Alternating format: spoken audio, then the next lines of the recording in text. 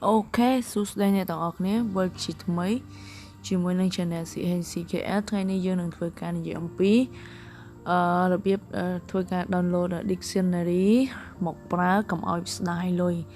chẳng dừng đơn ấy ca pra dictionary được nông App Store đi Play Store bao giờ cứ mình try mình tên á dictionary ok này tao học nè dictionary cứ mình try ok này tao học nè mình đang thay thời cả download các một thị dictionary môi ná đầm bay ở bia ở trâu nâng bọc hết trong cái thao bia từ lụng từ lưới bia ai pra ban trơn giang vì miền mục nghe để dân ai pra ban để dân trong thưa ấy để dân ai thưa bàn chẳng ngay nick trong này nó mà tao này ông bia được để dân là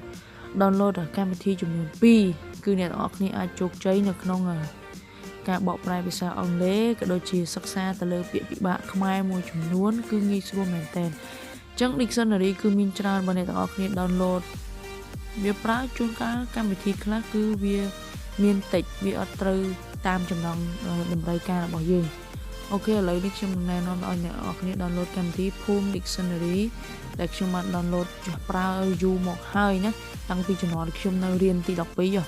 trong cam thị này cứ lo mình té hay trong mình pra bằng việc bị pra cam thị nếu mình đã cả đã bị saiយ៉ាងម៉េចខ្លះហើយមួយទៀតអ្នកទាំងអស់គ្នាគួរតែធ្វើការ download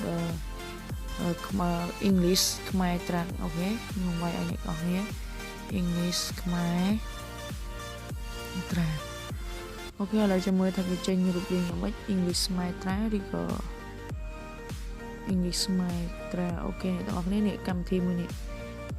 English ខ្មែរ Translate អូខេអ្នកទាំងអស់គ្នាអញ្ចឹងកម្មវិធីនេះក៏ល្អមែនទែនដែរកម្មវិធីនេះគឺអាចបកប្រែទាំងអត្ថបទទាំងពាក្យណាគឺល្អមែនទែន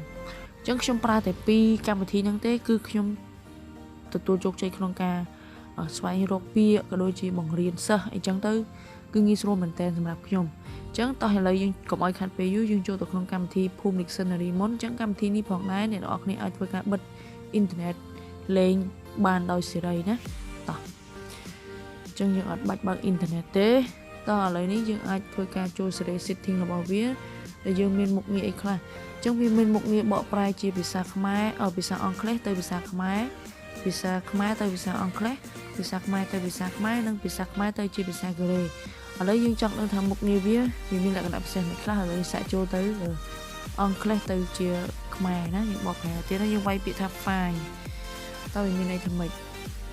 ហើយយើងអាចស្ដាប់បានទៀតអ្នកនរគ្នាអាច speak ខ្លះនេះទៅស្ដាប់សំឡេងថាតើពាក្យហ្នឹងគេអានយ៉ាងម៉េចដើម្បីបញ្ចេញសំឡេងត្រូវដូចគេ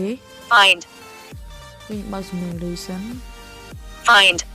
អូខេគេអានថា find អញ្ចឹងន័យរបស់វាគឺគេបកប្រែបានច្រើនមែនតើអ្នកវាជា verb នេះលេខ1លេខ2លេខ3នេះអ្នកនរគ្នាកុំឆ្ងល់ណាកុំឲ្យឆ្ងល់អានេះគ្រាន់តែការបកប្រែន័យរបស់វាមានច្រើនយ៉ាងទេយើងចុចមក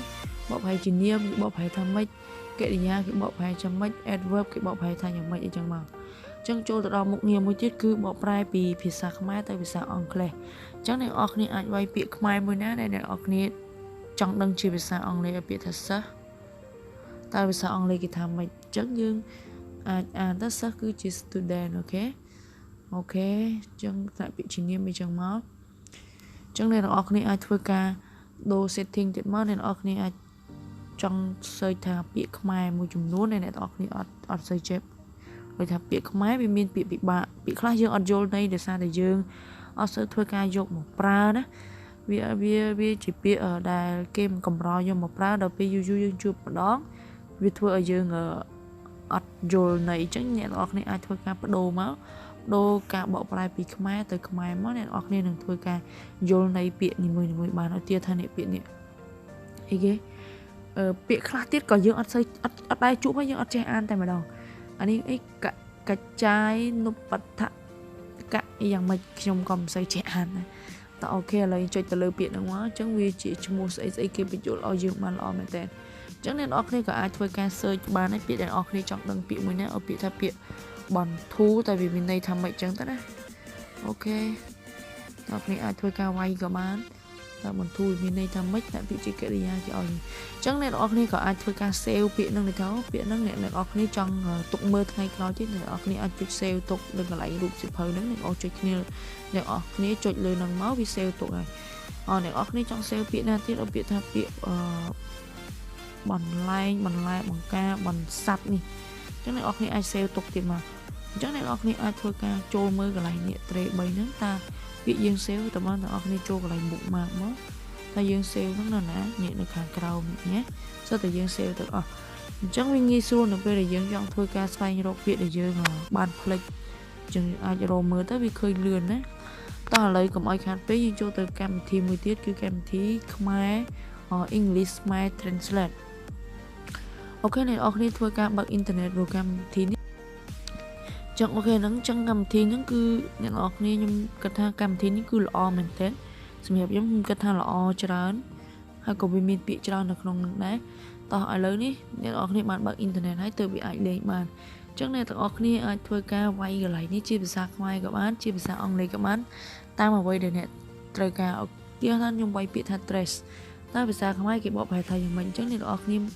មើលបេតុងពីរនេះគឺគេបកប្រែថាពីខ្មែរទៅភាសាអង់គ្លេសអានេះគេបកពីភាសាអង់គ្លេសទៅភាសាខ្មែរតើអ្នកទាំងអស់គ្នាចង់បកទៅមួយណាឥឡូវខ្ញុំចង់យកពីអង់គ្លេសទៅខ្មែរឥឡូវខ្ញុំចុចមកអង់គ្លេសទៅខ្មែរខ្ញុំចុចខាងនេះអូខេអញ្ចឹងវានឹងបកប្រែថាដានណាវាថាដានចុចយ៉ាងដានអញ្ចឹងយើងអាចចុចស្ដាប់សំឡេងបានទៀតភាសាអង់គ្លេសគេអានថាម៉េច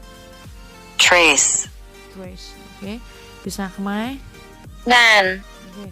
អាចស្ដាប់បានទាំងសំឡេងភាសាខ្មែរនិងភាសាអង់គ្លេសអ្នកទាំងអស់គ្នាអាចវាយជាភាសាខ្មែរក៏បានអត់យើងវាយពាក្យថាបន្លាភាសាអង់គ្លេសគេថាម៉េចបន្លាយើងអាចវាយមកយើងបកប្រែទៅជាអង់គ្លេសវិញមកពីខ្មែរទៅអង់គ្លេសចុចកន្លែងនេះមកបន្លាចឹងអាចស្ដាប់មើលបន្លាជួយពីអង់គ្លេសគេអានថាម៉េច a thorn ណាអូខេចឹងងាយស្រួលមែនតើខ្ញុំគិតថាកម្មវិធីនេះគឺល្អដែលយើងអាចធ្វើការស្ដាប់សំឡេងពាក្យទាំងខ្មែរទាំងអង់គ្លេសបានមួយទៀតឧទាហរណ៍ថាអ្នកទាំងអស់គ្នាអត់ចេះអានពាក្យមួយចំនួនពាក្យខ្មែរខ្លះគឺជាពាក្យពិបាកយល់ន័យហើយយើងពិបាកអានយើងអត់ចេះអានអ្នកទាំងអស់គ្នាអាចវាយទៅលើកម្មវិធីហ្នឹងមកឧទាហរណ៍ថាសិនអូខេឬក៏ពាក្យណាដែលយើងមិនចេះអានដូចថាអូខេពាក្យនេះចុះអូខេថាពាក្យហ្នឹងយើងអត់សូវចេះអានអញ្ចឹងយើងអាចស្ដាប់សំឡេងបានថាគេអានយ៉ាងម៉េចដើម្បីយើងបញ្ចេញសំឡេងត្រូវយើងយកទៅប្រើប្រាស់កុំឲ្យមានការខុសឆ្គងយើងជួយស្ដាប់សំឡេងមើលវចនានុក្រមអូខេវចនានុក្រមហ៎មានពាក្យពិបាកជាច្រើនទៀតដែលអ្នកនរគ្នាអាចធ្វើការស្វែងរកនៅក្នុងកម្មវិធីមួយនេះហើយមួយទៀតកម្មវិធីនេះមិនមែនបកប្រែបានតែពាក្យទេវាអាចបកប្រែបានជាអត្ថបទទៀតអូខេឥឡូវយើងសាកចូលទៅក្នុង Google ហើយយើងអាចស្វែងរកអត្ថបទណាមួយដែលយើងចង់ស្វែងរកឧទាហរណ៍ខ្ញុំវាយអត្ថបទថា What is copyright ចឹងតើ copyright គឺជាអ្វីចឹងខ្ញុំអត់សូវចេះបកប្រែដោយសារវាមានពាក្យពិបាកច្រើនខ្ញុំអាចធ្វើការ select copy ទៅលើពាក្យហ្នឹងអូខេអ្នកនរគ្នាគាត់សង្កត់ឲ្យអូសមកខ្ញុំ copy មកបន្ទាប់មកខ្ញុំយកទៅផាសចូលនៅក្នុងវចនានុក្រមមួយនេះអូខេបន្ទាប់មកខ្ញុំចុចបកប្រែទៅភាសាខ្មែរអូខេអញ្ចឹងវានឹងចេញជាអត្ថបទភាសាខ្មែរឲ្យយើងងាយស្រួលមែនតើមិនត្រឹមតែបកស្រាយព្រោះ dictionary ខ្លះបកប្រែបានតែពាក្យឯងហើយនេះកម្មវិធីនេះបន្ថាពាក្យបន្ថាអត្ថបទបន្ថាប្រយោគគឺយើងអាចបកប្រែបានទាំងអស់លយមែនតើអ្នកទាំងអស់គ្នាអាចនិយាយជាភាសាខ្មែរឧទាហរណ៍ថាអ្នកទាំងអស់គ្នាចង់និយាយជាប្រយោគខ្មែរថាតើអីគេតើភ្នំពេញចុះតើភ្នំពេញនៅឯណាអ្នកនរគ្នាចង់ដឹងថាតើប្រយោគមួយហ្នឹងឯភាសាអង់គ្លេសគេប្រែថាម៉េចអ្នកនរគ្នាអាចចុចបានទៀតដូចថាពីខ្មែរទៅអង់គ្លេសចុចកន្លែងនេះមកអូខេ Where is ភ្នំពេញគឺវាបកប្រែបានទាំងប្រយោគទាំងពាក្យទាំងអត្ថបទវាអត់ដូចពី dictionary ផ្សេងទៀតវចនានុក្រមផ្សេងទៀតគឺបកប្រែបានតែពាក្យដូចជាវចនានុក្រមនេះគឺយើងអាចបកប្រែបានតែពាក្យនេះមួយនេះគឺយើងបកប្រែបានតែពាក្យយើងអាចបកប្រែបានប្រយោគអត្ថបទស្អីបានទេយើងបកប្រែបានតែពាក្យប៉ុន្តែគ្រាន់ថា dictionary មួយនេះវាមានលក្ខណៈពិសេសត្រង់ថាខ្ញុំអត់យល់ពាក្យខ្មែរមួយណាខ្ញុំអាចស្វែងយល់ពីពាក្យខ្មែរមួយហ្នឹងនៅលើកម្មវិធីហ្នឹងអូខេ ច ចំណែកកម្មវិធីនេះគឺវា focus ផ្ដោតសំខាន់ទៅលើភាសាអង់គ្លេសជាចម្បងតែម្ដងអញ្ចឹងថ្ងៃណាមួយបើសិនជាថ្ងៃខ្លះខ្ញុំដាច់លុយអ៊ីនធឺណិតវាអត់មានអ៊ីនធឺណិតប្រើគឺខ្ញុំប្រើកម្មវិធីនេះបើមានអ៊ីនធឺណិតភាគច្រើនខ្ញុំប្រើមួយនេះគឺល្អមែនទែនអូខេអញ្ចឹងការចែករំលែករបស់ខ្ញុំគឺមានតែប៉ុណ្្នឹងសង្ឃឹមអ្នកទាំងអស់គ្នាពេញចិត្តវីដេអូមួយនេះអរគុណច្រើនជួបគ្នានៅវីដេអូក្រោយបាយបាយ